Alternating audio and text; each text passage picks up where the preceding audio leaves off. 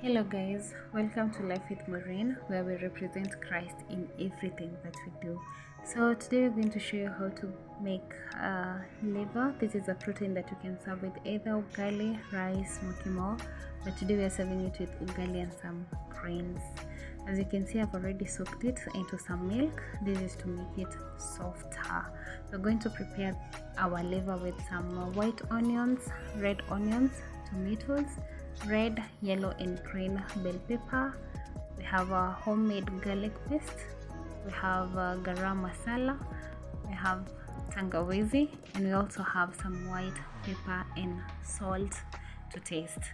So we're going to leave the liver to soak for at least 10 to 15 minutes before transferring it to our pan. Let me walk you through the recipe.